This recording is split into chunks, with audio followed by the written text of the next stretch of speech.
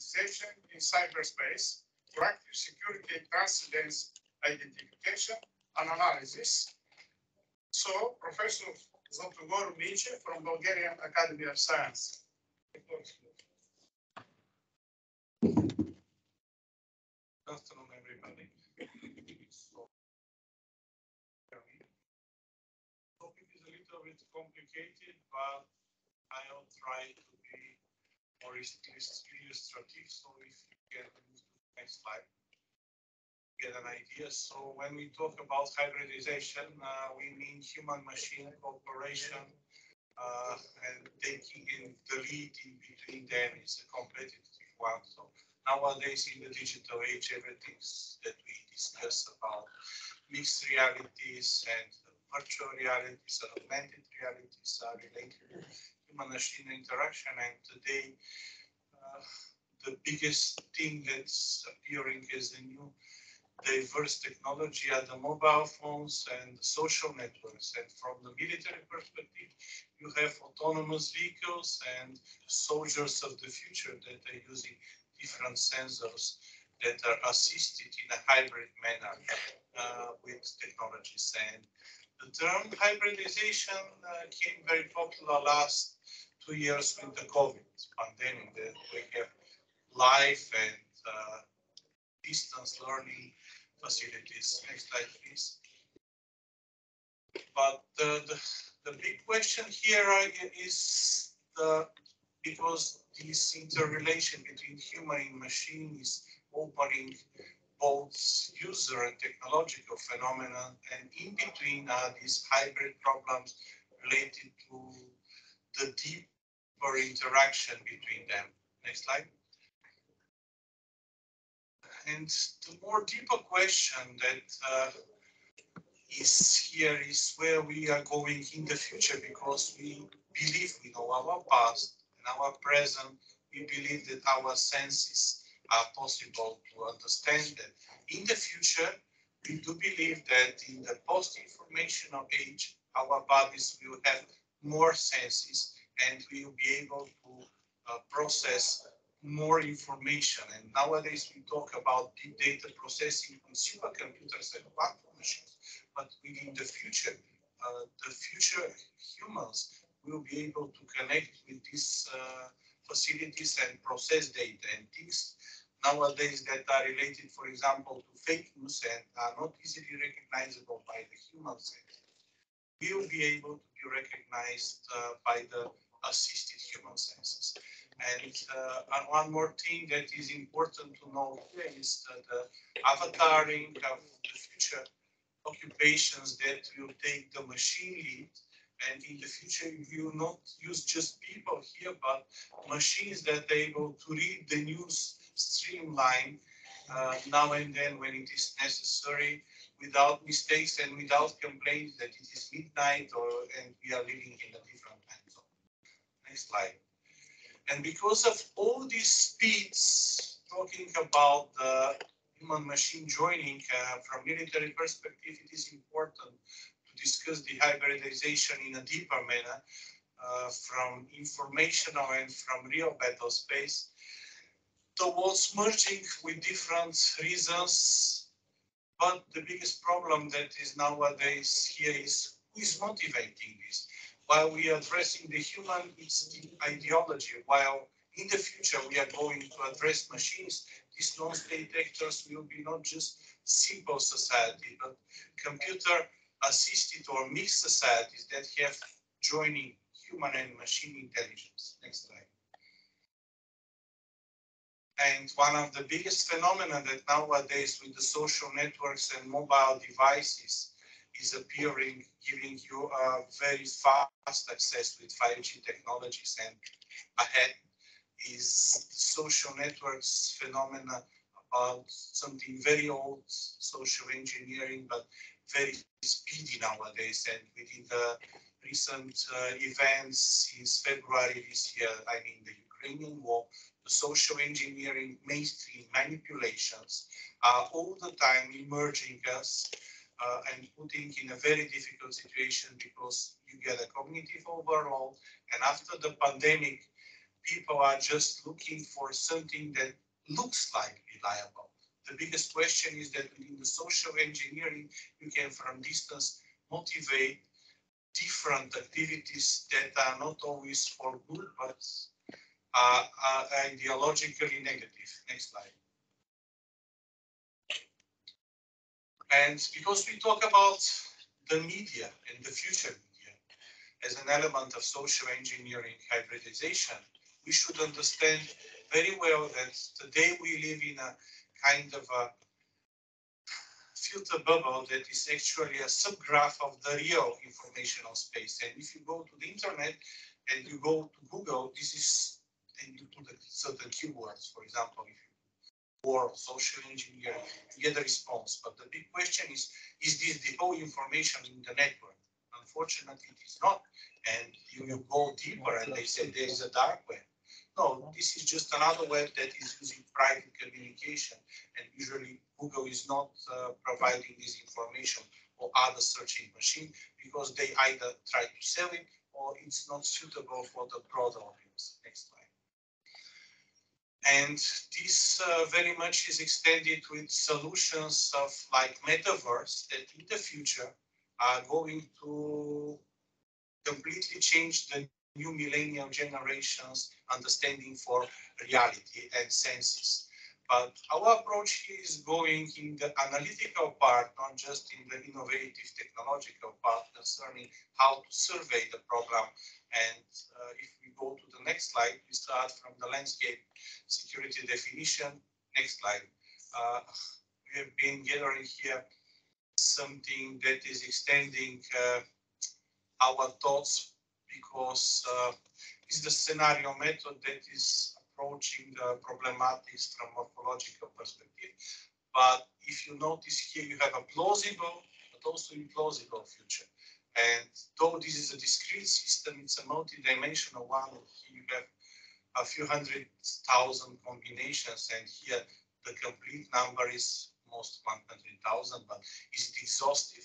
The answer is no. Though we add the implausible, those scenario combinations that are not, I think, reasonable from current perspective. But for the machines, all scenarios are good.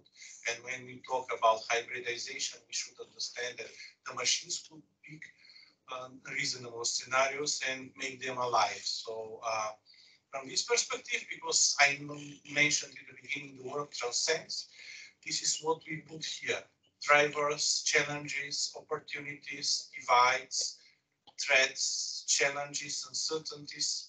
So this definition about what is a transcend, it's a combination that is in a certain context capable to produce a scenario combination that here is further weighted and machine processed. And here we get a simple scenario classification between passive, active, and neutral scenarios. But this combination will go deeper in a holistic manner. So if we move to the next slide. Next one. Here. So here we are using sensitivity analysis that is much more aggregated. But the bad news is here that this classification is only one of the possible about 900,000 scenario combinations. So here you can modify the scenarios. If you give me the previous slide, because we talk about the future here. For example, one interrelation between the two entities, you can add all the 900 scenario combinations. So for this, of course, you need a supercomputer. But at the end, you get, next slide, this kind of simple classification about buffering, active, passive, and critical ones. But most interesting is their sensitivity. So you see here that you have some white and gray objects. The one that are gray, much sensitive, but in a negative manner. This means that they need more power to become manageable. Next slide. And because these are prognoses for the future, we go really broader, and we can talk for the future about new hybrid powers, non-state or state actors that are using computer power and machine intelligence. Next slide. So here you have another classification. There are many details, and we put this in our new book that is going to appear in hard copy end of this month. Next slide. And here we stop talking about this prognosis. There is a difficulty about one thing. You need to try to assess the future. So for this, you need both machine and human factor. For the human factor, you see what we get as an approach. We use both mixed and virtual reality and different scenario combinations that we assess with multiple biometrics. Next slide. And here you use as an example galvanic skin response, heart rate variability, brain activity, also voice analysis and emotion recognition, because all of us are using these mobile devices, but there's also a front camera and a mic. And while you're using your mobile phone, you're making different mimics with your face, and this could be monitored by, for example, social network users with your permission when you just install the application. And if you are careful enough, you maybe very well remember that when you speak on a certain topic, I want to buy this or I want to go to that restaurant, and you're in a social network connected, there is an immediate hint about this. It is because they overhear your voice, but it's not only this, they overwatch your emotions. And this is something that we even don't think. Of course, there is other thing that they are following, except of our like or dislikes or other emotions, but the response time. So when something new appears, they measure also the response time, and this could be used for social engineering from distance of your behavior. Next slide.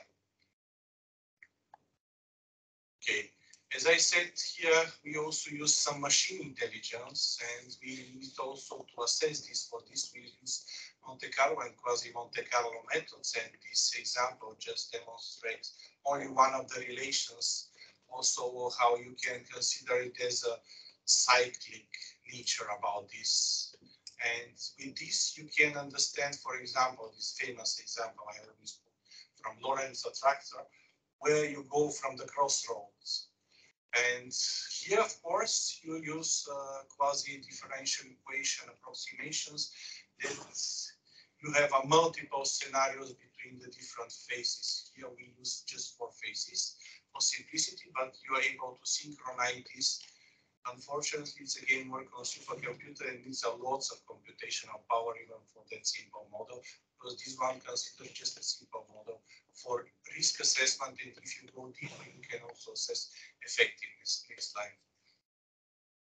But I want to go be more simple from this perspective. For example, here we see some prognosis in a model about artificial intelligence in the next 15 years. So you see here both human and machine results about the risk. And you see there's a difference.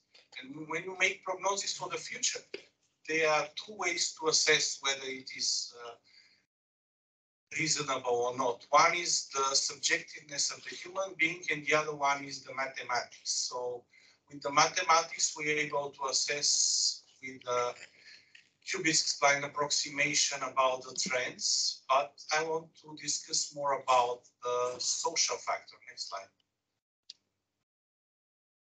Okay, these are the mathematics. So another prognosis here that are assessing another perspective here with within the models. Next slide. Here. Okay, thank you. Here we are developing something really revolutionary for one thing. We just not create a simulation environment, but the environment is alive by some means that it's stimulating your responses. We are working in a virtual environment and also in a mixed one, and we try to measure a few response things. First of all, we use different futuristic scenario multimedia stuff with different contexts. For example, war, terrorism, future education, future politics, etc. These are short multimedia developments that are looking for cognitive overload of your brain. But there is also musical background behind. And within the brain activity, we are measuring only your response about the musical background. And this is just the beginning. Then we go deeper for one thing more. If you remember this musical background, and we are approaching your alpha phase of the sleep. So this is the part when you awaken during the night, if you talk to. We request the participants to just to listen the music. And then we are requesting them when they awake to report their dreams. And the idea is about these video stimulations and about these key notions to extend one of the models. And if you get back a few slides before, one more. Just I want to, one more. I need this cube. Okay, here you have a number of entities. So my task is to say, is this number of entities enough or not by solving the reverse task? When I go to the political level, and the generals and the admirals said, okay, but I want to have one more entity. This entity I want to validate with the people. Are they ready to accept it or not? Because we talked 15 years. And when I add it here, one more slide before, the computer should propose a solution how it is connected. So it's kind of an additional stuff from mathematical perspective to this model. So it provides a preposition about the connectivity and the relations weight. And then you are back to the first model when there are the scenario combinations. And then it's computing and said there is no feasible or there is a feasible solution. And that's why at the end I use human intelligence, because this is for the moment much more advanced than the machine. So now, okay. So if you please go forward. Here, stop. So now these prognoses become more reasonable because you are able to assist the machine prognosis about the future, and you have a reasonable explanation by this. So if you continue a few slides more.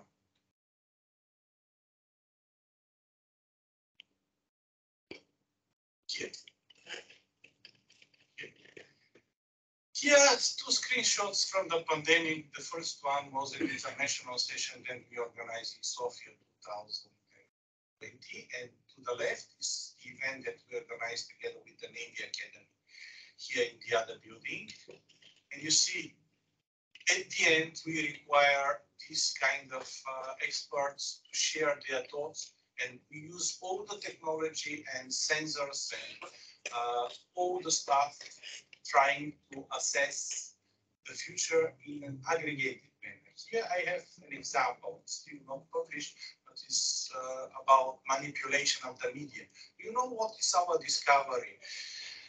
Actually, it's about the future, but it's about that after the pandemic and due to the cognitive overload caused by the pandemic, now about the war, it's the same situation, so you get information sources different. People are ready to trust mostly to fake news sources because for them they look reasonable. And whatever the metrics you use, self-reporting or other biometrics, psychological one, they can work only in a particular context that people are ready to accept. So the most important as a conclusion here is that if we go to the next slide, is that within the future, here we stop, we need the new generations to verify our beliefs. That's why we very strongly invest with this and to put them in different situations and compare. And every year we organize, this year it will be in Varna again, hopefully, the summer school, and they do different research studies. And we are able, with their help, to get other key moments that are not in our brains. Next slide.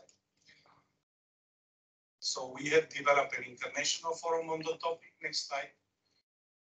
I will just here to wrap up the discussion. So the international forum is more than 60 countries, even more.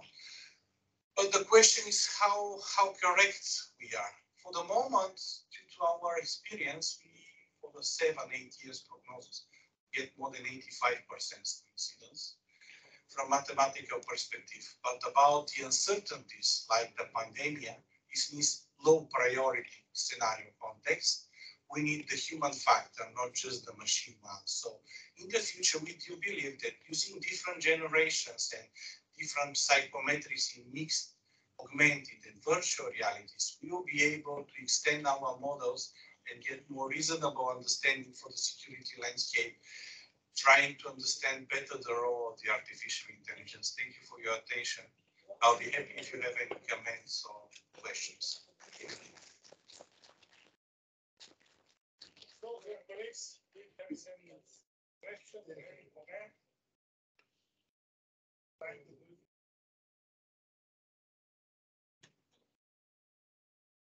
Hope it was not too much complicated.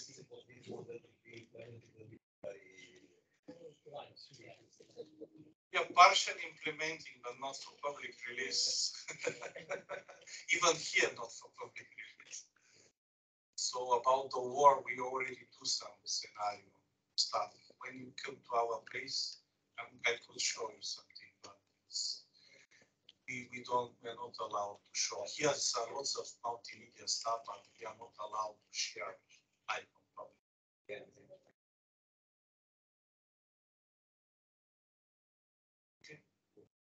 Unfortunately, most of the scenario prognosis about the future are about dystopia. Luckily, however, there are some indie.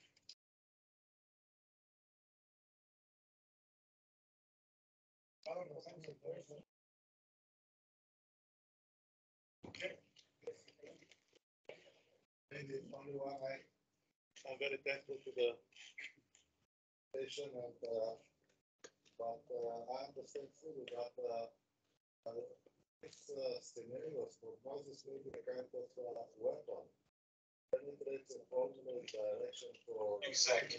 Future world development. But we try to shape the environment.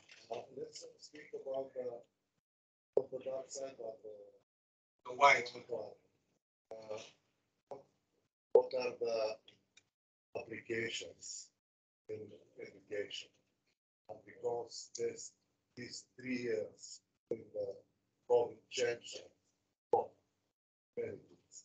And you mentioned that they really changed that. What are our lessons? Lessons learned, you mean? So with the educational context, one of the lessons learned is that cognitive overload. This means all the mainstream that is going here about news, etc., is, half. So you should stick to few. That's it. Otherwise, you get an over weighting of information, so you don't care about anything, and especially if you go, for example, in TikTok social network, which is not out of the European control. This is easily visible. So you can find a lot of information of Mr. Putin here, and no one is controlling. And this is the only one you that can decide whether it is true or false. I just give this a political example. From educational perspective, the situation is like this. In the future, the young generation, they don't need to study. You can install in their brains things that they can memorize from the future. This kind of a deja vu of the future.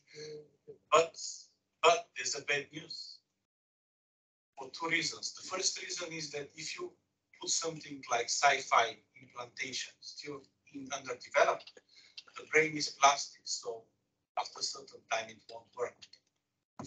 Sorry, this is for the present educational system. Another bad news is that no one knows how long the stimulated memories will stay. So you should explain that whatever the technologies are, they need to keep also the analog side for the moment.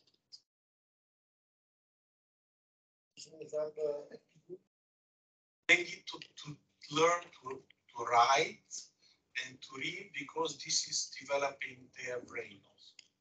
According to the recent studies, the brain memory is stored in a way in the cells. So things like near-death experience are opening them, but only it's one way. So you better not use this. Try to keep the new technological stuff that you demonstrated here, but you understand that the analog side, the real devices are also necessary. Which means that our generation of analog professors will continue to teach. Still necessary. There was a famous movie that appears this year in January. It's about the robots that are controlling everything in year 250. But there was a bug there, and the robots dismissed themselves and the people survived. It's a French movie. But the idea is that the robots were jealous in people about emotions. That created the bug. So emotions and imperfections will, for the moment, save the future. This is the positive conclusion. Okay. Other question or questions?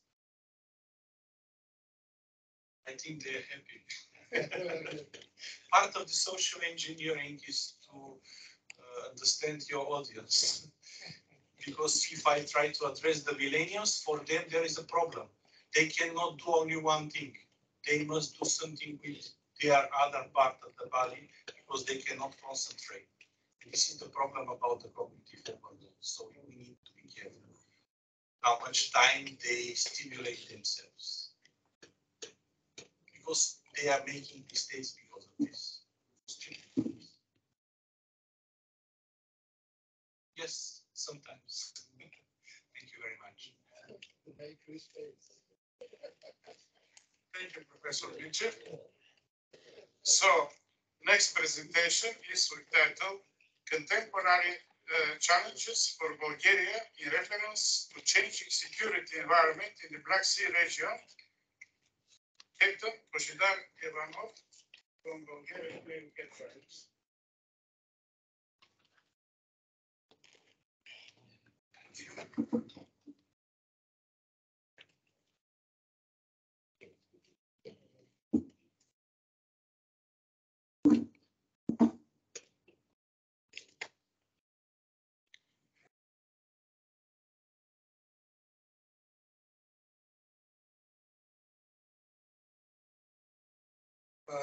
So, good afternoon, ladies and gentlemen, officers. This is the contents of my presentation. So I'll stop on the following items: a little bit introduction, some background of security aspects in the Black Sea region, a hybrid warfare as a definition, kinetic and non-kinetic hybrid strategy used by Russian Federation in their not say current, but as usual, they're trying to use in their overall geostrategic posture, and conclusion and summary. The purpose of this paper is to research the specifics of Black Sea region in terms of security and stability. Next task is to consider only Russia's influence by using hybrid warfare strategy in the Black Sea region environment, and how it affects Bulgaria as a country from the very region, and also as a member of NATO and EU. The limitation set is that there won't be any analysis of the ongoing processes during the war between Ukraine and Russian federations. The Black Sea region always has been a geostrategic node due to its position as a crossroad between Asia, Europe, Middle East, and Eastern Maghreb, with heavy historically based ancestry in terms of security space. It comprises a limited access maritime space connected with the world ocean through the straits and coastal areas. The main Black Sea region unites only the 6 countries considered as the coastal ones of the Black Sea, namely Bulgaria, Georgia, Romania, Russia, Turkey, and Ukraine. The boundaries of the region in the wider context can be shifted considerably in relation to the specific cultural, historical, and geographical perspective.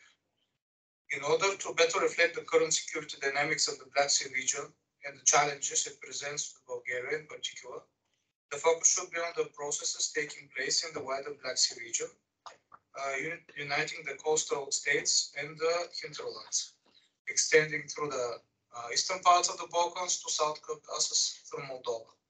The real picture of the Black Sea as a security area has changed over the time as a function of balance of powers in the region and its military significance for wider opposition. It has been often a place with a turbulent processes in terms of a security space being part of a grosser geopolitical confrontation in the Caucasus, the Balkans, Central Europe, and the Eurasian steppe. On the other hand, there have been periods of fragile stability in the region due to impassing hegemony of one of the regional powers such as the Ottoman and the Russian empires or the Soviet Union succeeding in imposing domination of control of the Black Sea. It is fact that illegal annexation of Crimea from Ukraine by Russia catalyzed current unstable situation in the Black Sea in conjunction with the beginning of the conflict in eastern Ukraine in 2014. Tensions in the region has been present since in the initial stages of the Cold War. After the decay of the Soviet Union, the accumulation of the prolonged local and regional tensions, growing insecurity and perception of threat, and militarized international economical competition have continually made the Black Sea an unstable and high-risk region. Violence, opposition, and aggression have become typical features of the region since the end of the Cold War. It's clear from the above that security of the Black Sea region is a function of the balance and current state of regional powers such as the Russia and Turkey, as well as the level of interest of the global players like US, EU, etc., and their geopolitical behavior and attitude towards this region. Hybrid warfare. There is no single definition of the hybrid threat. The first scientific development in this field was created in the American State Military College in 2008 in connection with the analysis of Hezbollah's involvement in the Lebanese war in 2006. Special attention is paid combining non-traditional tactics with conventional military tactics and the simultaneous use of modern weapon systems. Experts use the wording hybrid warfare from Hezbollah or complex irregular warfare. In the following years, a significant number of development followed, but instead of consolidating opinions of the nature of the term, the opposite effect was achieved. For the most part, they deviated from each other, introducing the term hybrid threats or hybrid warfare. Employment of hybrid strategies can be perpetrated with the use of mixture of conventional and non-conventional means. Usually, on initial stages, are predominantly used of non-kinetic ones. They can be pointed towards either the preparation of the operational environment for the follow-on conventional full or limited scale conflict, or to try achieving the desired end state only through them. In the second case, is with high probability conventional state only through them. In the second case, it's with high probability conventional measures to follow, if non-kinetic ones does not lead to the success or at least not desired pace. The example with the crisis of Ukraine can be shown for picturing that. In other words, usage of non-conventional methods does not exclude the use of conventional capabilities. So the hybrid threat is not at all harmless, and it shouldn't be underestimated only because the danger can be physically felt or seen at its early stages. In 2013, the Chief of General Staff of the Russian Armed Forces, General Valery Gerasimov, said that non-military means were used 4 times more often in modern conflicts than conventional military ones. The hybrid approach of Russia normally is not effective to the same degree in all of the sectors of its sphere of influence. From the analysis of the events, it can be concluded that the main feature of Russian hybrid tactics has the following characteristics. Economical, that it's in terms of resources from abstaining in implication of conventional power. By acknowledging that it's most probably willing of protracted war conflict using traditional methods and means with NATO is an utopia. Russia, on the contrary, is seeking ways to achieve its interests without overt employment of pure military means. Of course, Russia still has the conventional nuclear capabilities in its toolbox, but apparently prefers to use them only as method of deterrence in its hybrid strategy. Human-oriented. Russian strategic think tank experts monitor and take advantage of the importance of an approach that focuses on influencing the population through information operations, proxy groups, and other operations to achieve joint effects. Permanent. In general, the main feature of the hybrid war is the situation of breaking the conventional time-based distinction between the states of war and peace. The reality of hybrid warfare is the presence of one state of conflict with constant changing intensity and characteristics. Hybrid strategies for war are permanent, with the presumption that at times they might turn sharper or more intense, or even turn into full-scale total military conflicts. The potential war waged by Russia is foreseen seeking the achievement of its minimum three goals, namely the use of hybrid techniques to influence politicians of Western Europe and other regions. Here, the Kremlin does not seek to use hybrid strategy as a substitute for conventional military action or as a precursor of military intervention. Instead, it seeks to ensure that political outcomes and specific interests serve to its national interests, seeking and establishing ways for justifying an open conventional military operation. Russia's mute annexation of Crimea has raised fears that the Kremlin might seek to employ similar hybrid strategies for creating a pretext actions with the employment of conventional means in other areas of its interest, for example, the Baltic states. Occupying territory without use of the overt or conventional military force. The annexation of Crimea was the result of successful achievement of such goal, launching the topic of Russia's hybrid strategies. Russia used some similar tactics before 2018 invasion of Georgia. As a result, the resulting frozen conflicts in Ukraine and Georgia are hampering these countries' efforts to integrate with Western Europe. Russia's worldwide interests nowadays are primarily achieved and secured through hybrid operations. Russia possesses a number of mechanisms and levers for conducting a non-conventional component of hybrid war in relation to that, such as political influence. Russian leaders fluently use traditional diplomacy means on one hand in order to back up and maintain friendly and warm hearts to Russian politicians, parties, and key leaders from Russia's area of interest, organizing high-level meetings in Moscow for achieving the desired agenda, and on the other, to compromise the position of political leaders more critical to Moscow. Economic influence. In this line, the main targets are European policies where Russia implies both direct and indirect economic means.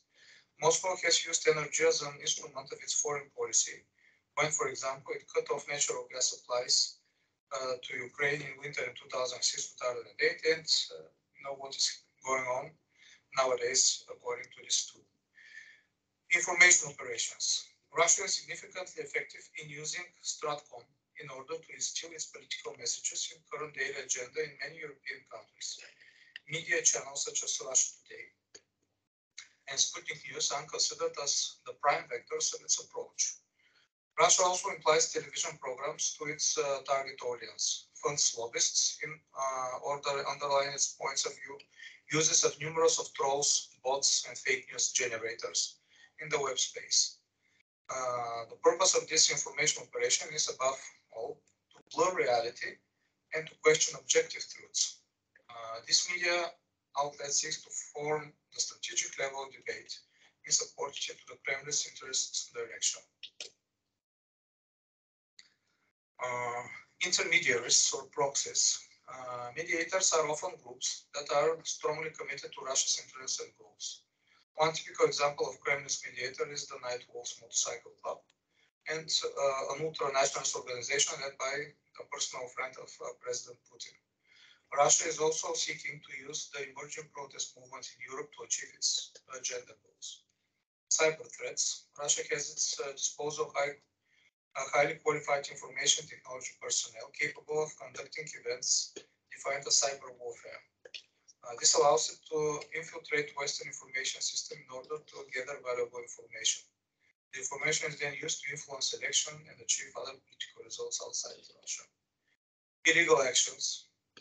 Russia has the ability to use traditional espionage as part of its hybrid strategy, as well as to use bribes, extortion, and other related means to influence vulnerable political figures to advance its interests. These soft power tools are not let stand alone. They are backed up by Russia's conventional capabilities and extreme cases nuclear forces forming a complex arsenal of deterrence and waging a full-scale hybrid conflict.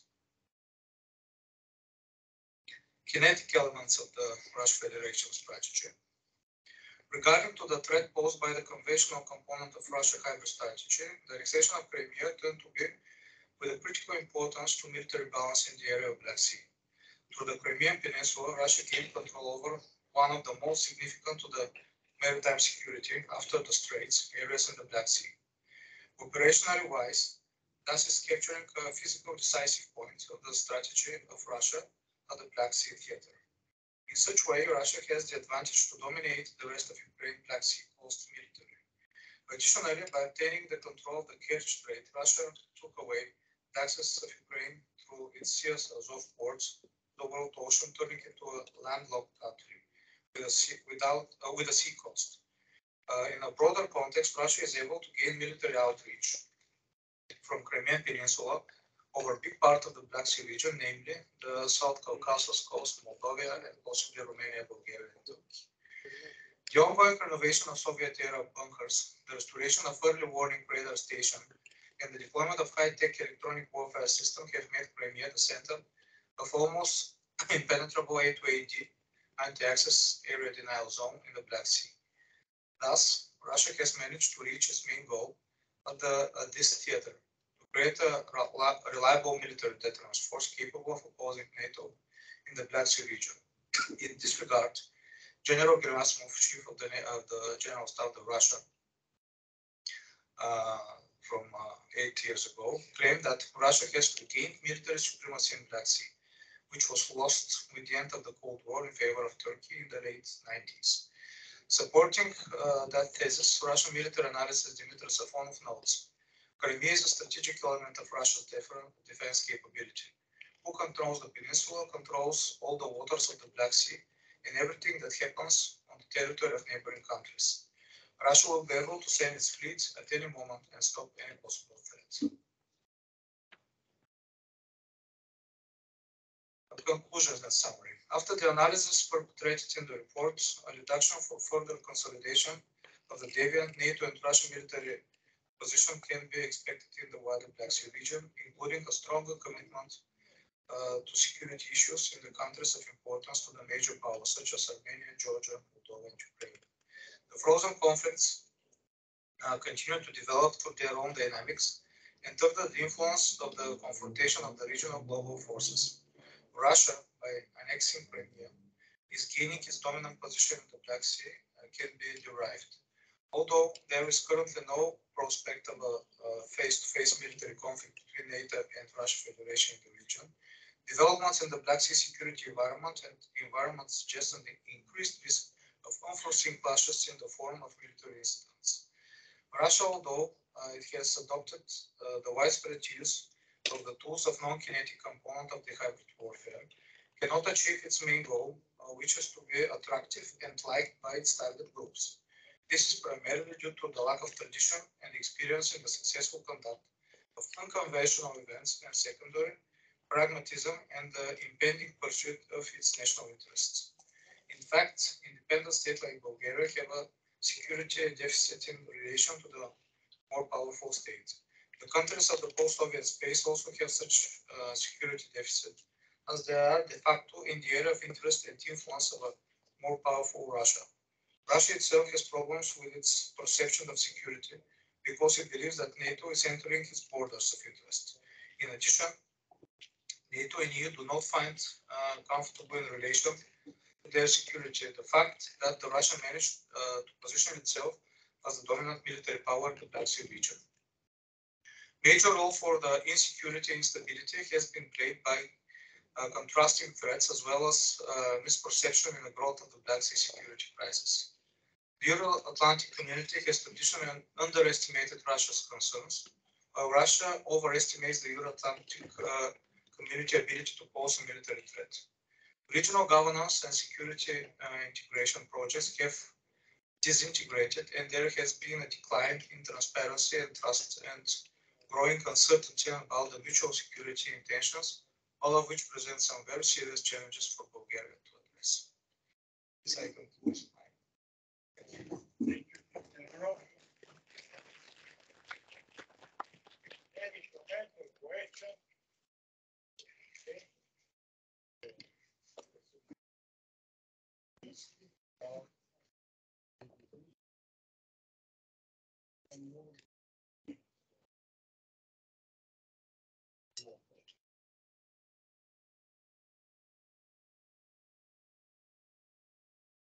The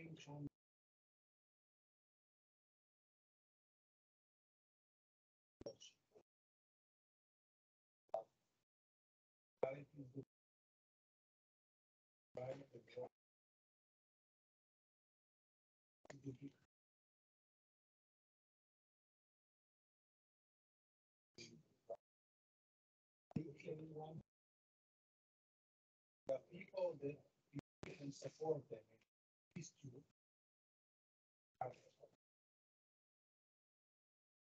there will be no, I mean, no big scale. Maybe they are winning the hearts and minds of their own people. Yes, but if they manage successfully to conduct this operation, most probably there won't be a kinetic phase of that. I mean, the fact if when there is a traditional war means that the first stages were not so effective. Yeah, so that's the overall conclusion. My point is, they say that have support the Russian people. There is a Because they think so, obviously, and the people doesn't. and yes, and the target audience that was that was in the paper. I mean, Russia does not have such a sound foundation for non-kinetic power, so that they're not very experienced in that. So I mean, in most of the cases, they have some failures about that.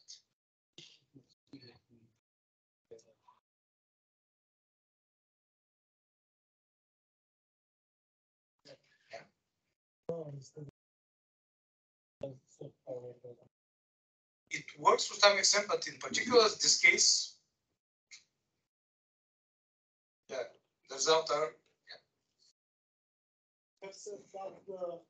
Russia have not experience in non-kinetic warfare. That's right. yeah. I mean, I'm not. I mean, let's say that they are pretty much experienced in planning, in the tools of planning, but they cannot achieve the effects with that. Okay. I mean, doctrinally, they are pretty much aware of what is it and what it should be. But I mean, to be efficient in the operational planning, your situational appreciation should be on a higher level than that. I will give one example of non-chemical attack that had happened. In 2015, in December, they had attacked the Ukrainian power grids with Trojan or something like that, and 200,000 customers have failed to increase it. That's cyber warfare. Yes. So one of the most sophisticated APT groups is Russian, like Santon and so on. But they have a lot of experience. I'm not saying that they do not have experience, but the overall goal for this is to reach their desired end state, and they can conduct, let's say,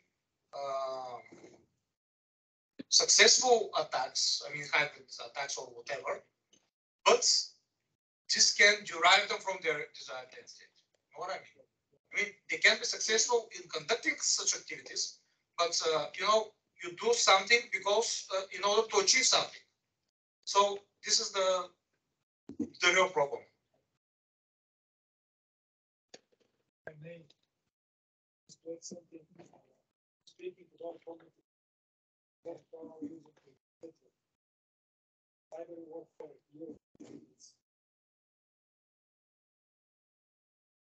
getting your mind to this is a secret issue. Cyber warfare is a part of cyber. Yes, it is. Yeah, of course. It's to manipulate minds. It depends. It depends. In some cases, the final acts of cyber warfare, it can be kinetic or non-kinetic, because we're talking about kinetic one. So there's such activities in Georgia. You know, prior the kinetic attacks, they hacked the national systems. So, but this is a kinetic effect. Non-kinetic means that if you do something and the, let's say, country X will say, "Oh, welcome," and we didn't see something like that.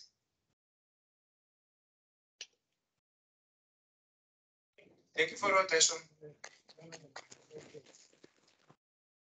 So it was the last presentation for today.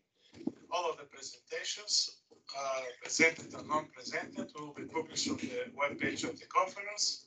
So thank you very much for your attention, for your participation in our conference. I wish you a nice evening and all the best.